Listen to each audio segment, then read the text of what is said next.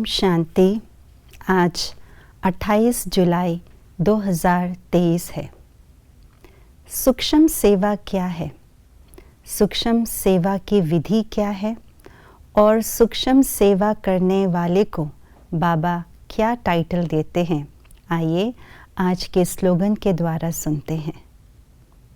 शुभ भावना और शुभ कामना द्वारा सूक्ष्म सेवा करने वाले ही महान आत्मा है।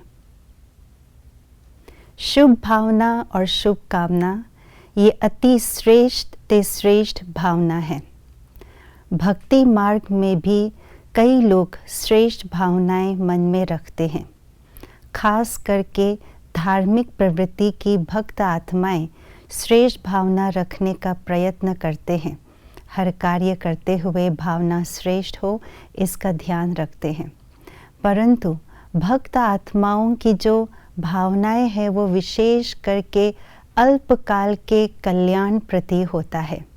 परंतु हम ज्ञानितु आत्माओं की जो श्रेष्ठ भावना है वो सदा काल के लिए ज्ञान युक्त कल्याण हो सर्व आत्माओं प्रति और सर्व के लिए कल्याणकारी होता है। सदा काल की श्रेष्ठ भावना होती है। तो इसी को ही कहा जाता है शुभ भावना और शुभ कामना। भक्त आत्माएं शुभ भावना शब्द भी यूज़ करते हैं।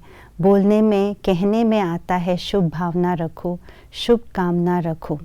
परंतु हम जो शुभ भावना और शुभ कामना की बात कर रहे हैं वो सिर्फ कहने और सुनने की बात नहीं है।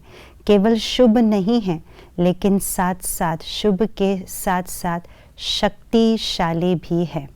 क्योंकि हम जो शुभ भावना रखते हैं मन में वो सदा काल से अपने मन को, अपने वृत्ति को शुद्ध और शुभ बनाने की साधना द्वारा जो वाइब्रेशन निकलते हैं वही है शुभ भावना और शुभ कामना। और इसीलिए हमारे मन में सदा यही रहता है कि सर्व मनुष्य आत्माओं को शांति मिले, सुख मिले। और साथ ही साथ बाबा ये कहते हैं हम जो शुभ भावना शुभ कामना सर्व प्रति रखते हैं वो सिर्फ वर्तमान के लिए ही नहीं रखते लेकिन भविष्य के लिए भी ये शुभ भावना शुभ कामना उनके लिए रखते हैं। क्योंकि हमने भी बाबा से सर्व प्राप्ति की है, वर्षे के अधिकारी बने हैं। तो वर्षे के अधिकारी बनने के संस्कार के आधार से हमारे मन में यही शुभ भावना रहते हैं कि मनुष्य आत्माएं जितने भी हैं सबको जन्म जन्मांतर के लिए सुख शांति मिले, प्रेम प्यार खुशी संसार मिले। तो ये शुभ भावना शुभ कामना हम ब्राह्मणों का और भक्त आत्माओं का यही अंतर है। जब हम शुभ भावना शुभ कामना रखते हैं तो ड्रामा अनुसार ब्राह्मणों को ये नूंद है ब्राह्मणों के लिए कि जो भी कार्य हम करते हैं, जो भी सेवा करते हैं उसका प्रत्यक्ष फल मिलना ही मिलना है। तो शुभ भावना शुभ कामना का प्रत्यक्ष फल भी अन्य आत्माओं को प्राप्त हो जाता है।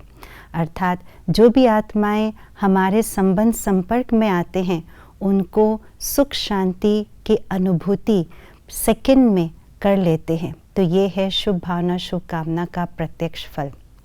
इसीलिए कहा ये सूक्ष्म सेवा है, दिखाई नहीं देती है लेकिन अंदर ही अंदर जो हमारे शुद्ध वृत्ति है वो भावना और कामना के रूप में जाकर के आत्माओं को सुख शांति की अनुभूति करा देते हैं। जब हम अपने मन के अंदर शुभ भावना का स्टॉक जमा कर लेते हैं तो ये शुभ भावना का स्टॉक दूर दूर तक जाकर के अनेक आत्माओं की सेवा करके कल्याण करके सर्व प्राप्ति का अनुभूति करा करके आते हैं। तो ये है अति सूक्ष्म सेवा। अगर हमारे मन के अंदर ज़रा भी अकल्याण की भावना है, अशुद्ध भावना है तो उसे शुभ भावना शुभ कामना संपन्न विचार या सेवा नहीं कहा जाएगा। इसलिए हमें अपने मन के अंदर यही सेवा करनी है, मुझे सच्ची सेवा करनी है, यही सूक्ष्म सेवा है। और इसी सेवा की आवश्यकता अंत समय में बहुत तीव्र गति से होने वाला है। ओम शांति।